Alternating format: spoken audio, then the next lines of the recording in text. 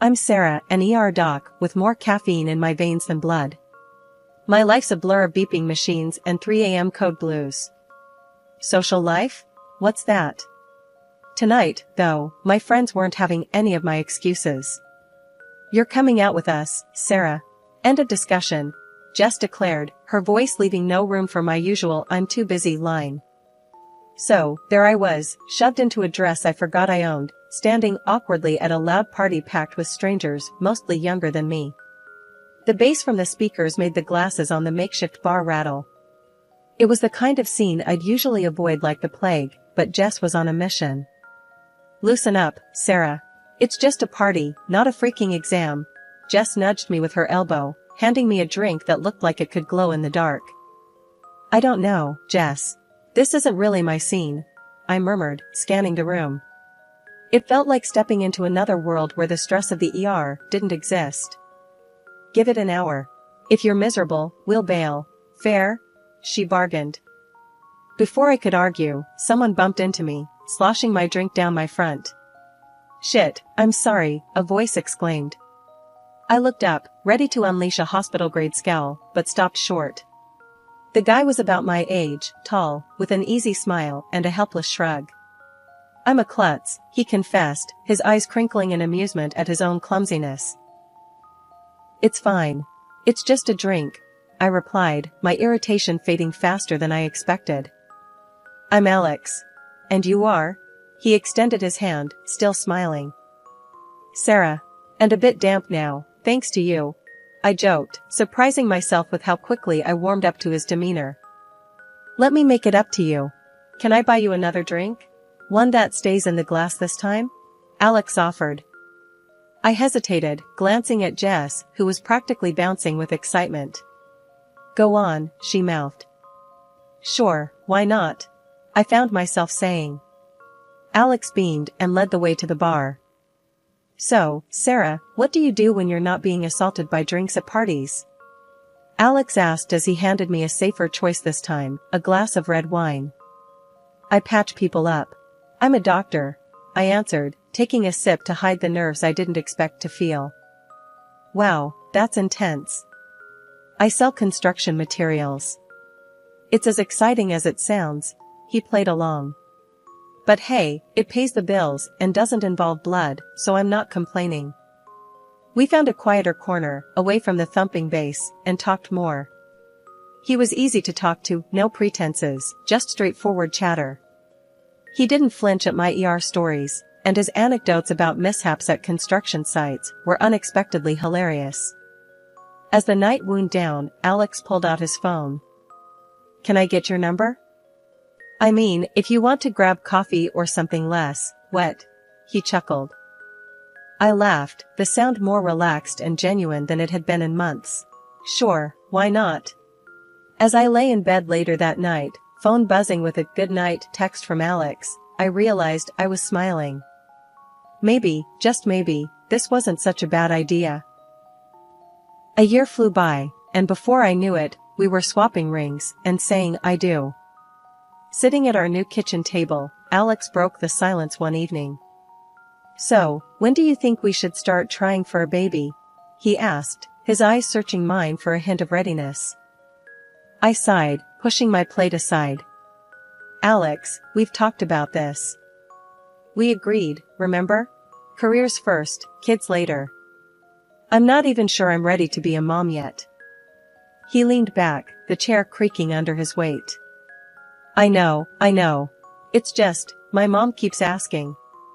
You know how she is. I stood up, feeling the walls of the kitchen close in. We are not having a baby just because your mom can't wait. That's ridiculous. The next few weeks were filled with similar conversations. It wasn't just Alex, his mom called almost daily with the same nagging question. One evening, after a long shift, I picked up her call by mistake.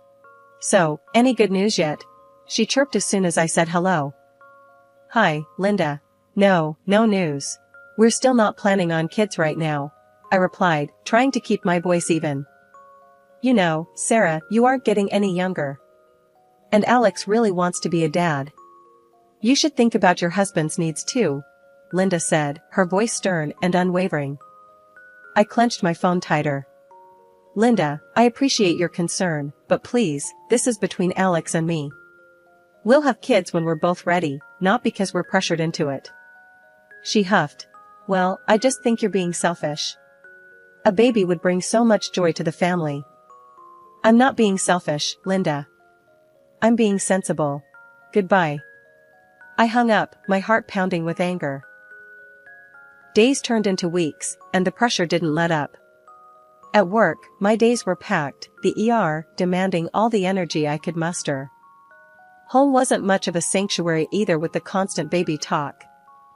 One late night, as I came home exhausted, Alex was waiting up. Hey, can we talk? He asked softly, noticing my weary eyes. Sure, what's up? I replied, dropping my keys and sinking into the sofa. It's about the baby thing again, he started, hesitating. I know we said we'd wait, but maybe we could just start thinking about it.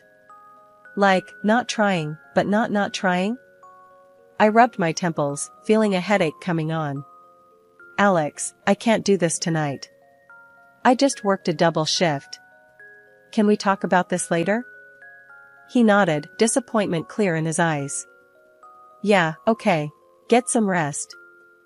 The following morning, as Alex and I sipped our coffee in silence, I knew something had to give. Alex, I love you, but we can't keep having this conversation. It's wearing me down. We need to stick to our plan, or I don't know how I'll handle it. Alex looked at me, his expression softening. I'm sorry, babe. It's just hard with Mom always on my back. But you're right. We'll do this our way. I'll talk to her, I promise.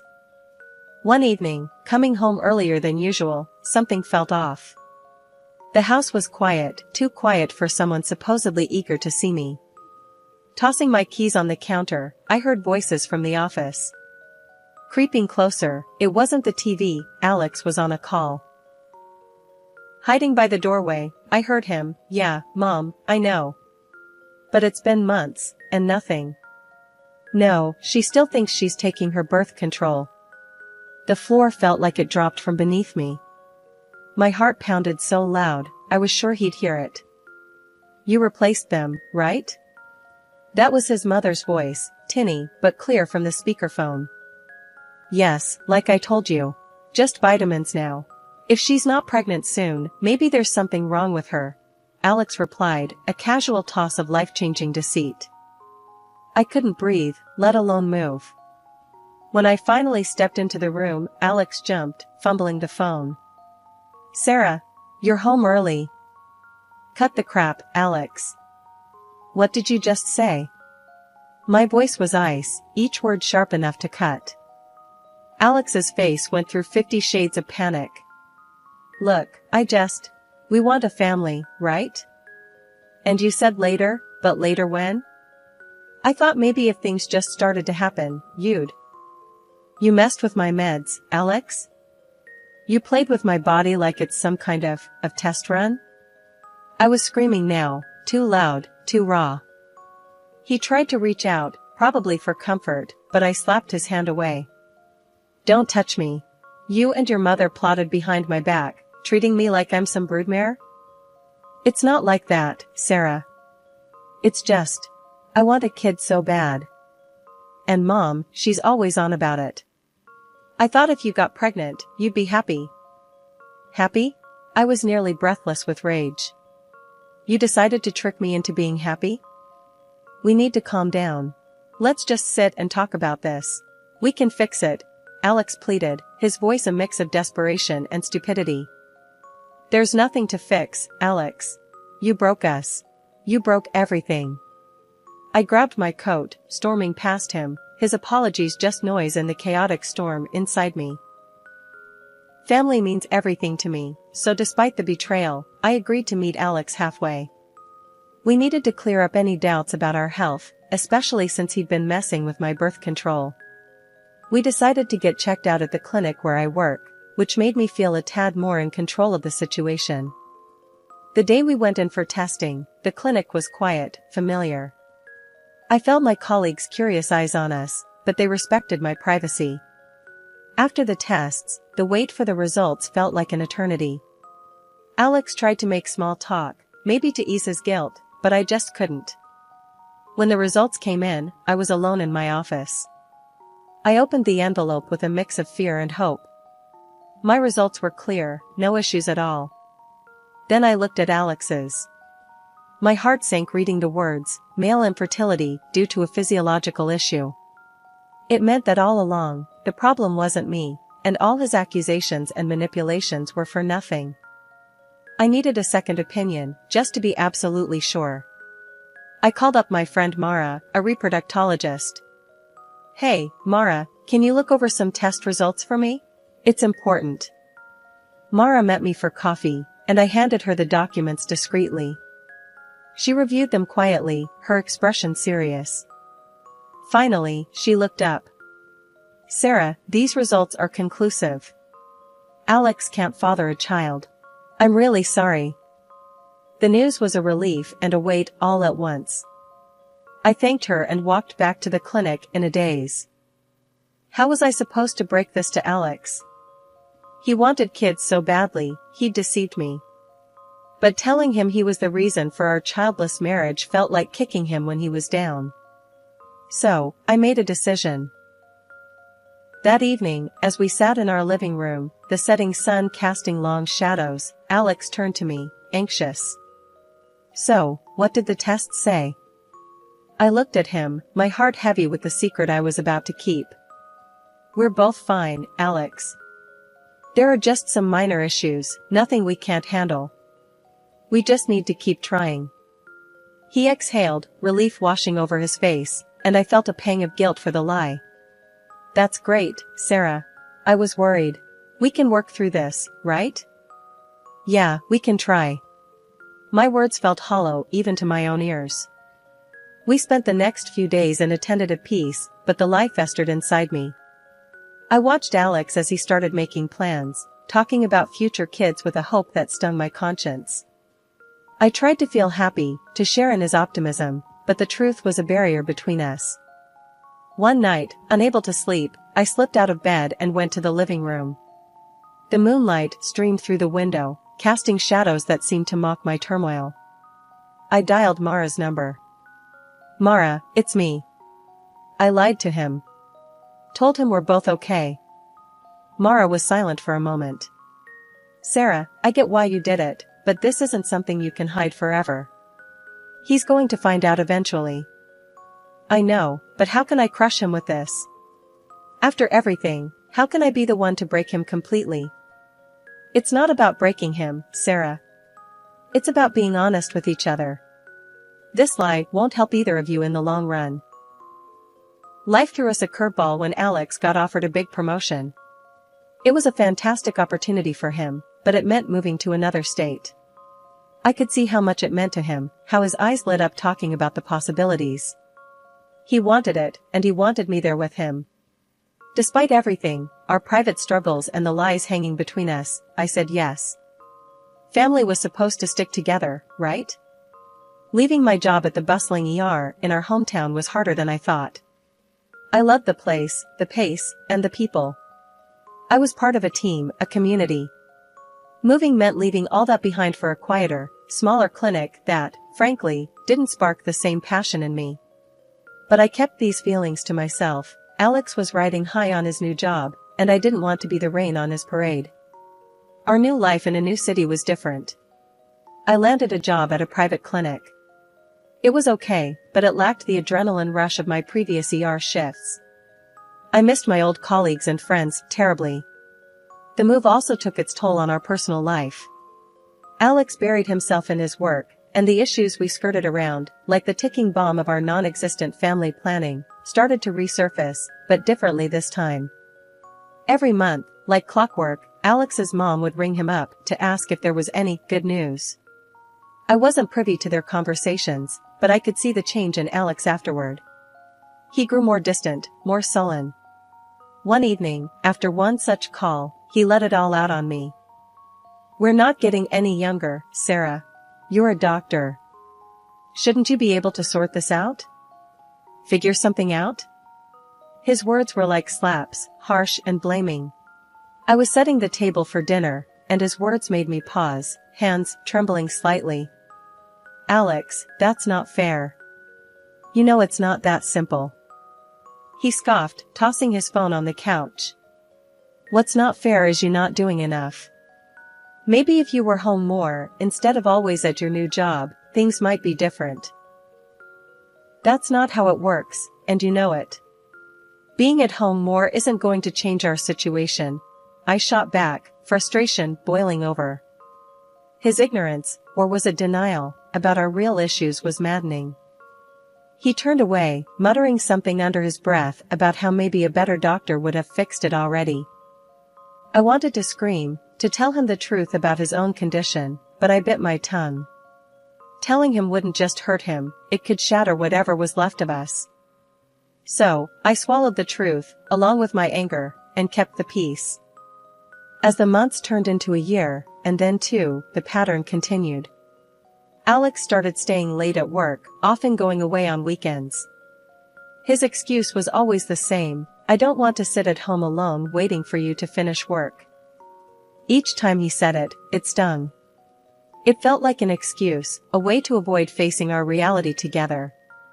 I spent many nights alone, wondering if the gap between us was growing too wide to bridge. Our wedding anniversary was supposed to be a milestone, a celebration.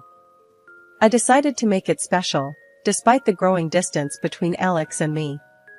I took a few days off, booked a cozy hotel, and planned a surprise dinner at one of the nicer restaurants in town, thinking maybe, just maybe, we could rekindle something. The day came, and I was a bundle of nerves, mixed with a bit of excitement. I left work early, got dressed up, and headed home to pick up Alex so we could start our evening together. But when I got there, the house was empty. No note, no text. Nothing. I called him, no answer. I tried not to panic and called again. Still, nothing. That's when I remembered the tracking app we both casually used to keep tabs on each other's whereabouts. I pulled up the app, hesitating for a moment, before I tapped the screen.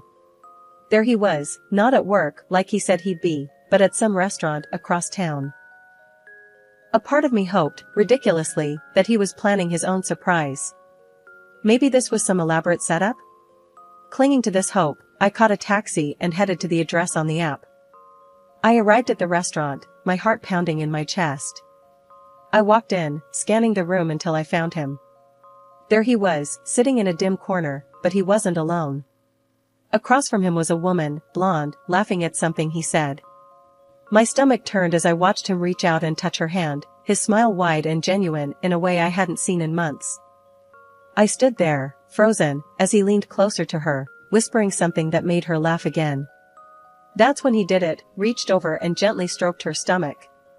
It was a small gesture, but it told me everything I didn't want to know. Feeling like I was going to be sick, I backed out of the restaurant. Once outside, I let the cool evening air hit my face, trying to collect my shattered thoughts. I should confront them, make a scene, something, but I couldn't. Instead, I got into the taxi, my hands shaking, and told the driver to just drive. As we moved away, my mind raced. All the late nights, the weekends away. It wasn't just work. It was her. Maybe it had always been her. Suddenly, I remembered the clinic results then, how they said Alex was infertile. A bitter laugh escaped me as I realized the absurdity of the situation. His mistress couldn't be pregnant by him. The irony was too much, and for a moment, I actually grinned amidst the tears. The taxi pulled up to our house, and I went inside one last time. I packed quickly, grabbing only what was necessary. Clothes, some personal items, and my dignity. I left behind anything that reminded me of Alex, of us.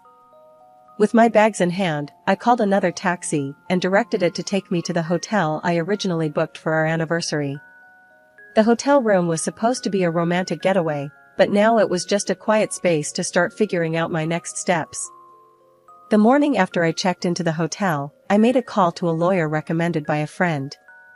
I needed to sort out the divorce, and quick. My husband had tried calling multiple times since last night, but I wasn't ready to hear his excuses. I didn't pick up. At the lawyer's office, he laid out the steps for the proceedings. Given the circumstances of infidelity, you have a strong case for a favorable settlement, he explained, shuffling through some papers. Let's just get this over with, I replied, my tone flat. The lawyer nodded, understanding the urgency, and reached out to Alex to set up a meeting. The day of the meeting, I walked into the lawyer's office to find Alex and his mistress already there.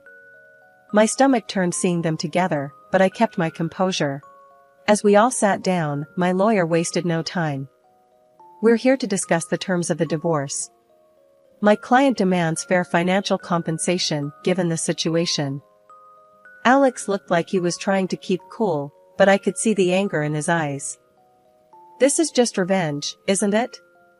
You're doing this because you feel inferior, because you couldn't give us a child, he shot back, his voice rising. The lawyer remained calm. Alex, the fact of your infidelity is not in dispute here. The consequences are clear and supported by the law. This isn't about revenge, it's about justice and rightful compensation. Grudgingly, Alex agreed to the terms, but as we were about to wrap up, his mistress suddenly stood up, wincing and clutching her stomach. It was clear her water had just broken. Sarah, can you? Alex started, panic lacing his voice. She needs a hospital, not me, I said sharply, standing up. I'm not the person you should be asking for help. Nevertheless, chaos ensued, and we all ended up rushing to the hospital with her. At the hospital, the scene was hectic as she was whisked away to the delivery room. Hours later, the news came, she had given birth to a healthy baby boy, but the child was clearly not Alex's. He was black, and both Alex and his mistress were white. Stunned, Alex turned to me, confusion written all over his face. Sarah, is this some sort of mistake? How can this? I couldn't help it, I burst out laughing. It was too much, the irony, the shock on his face. Alex, remember the infertility results? You're not the father. You never could be.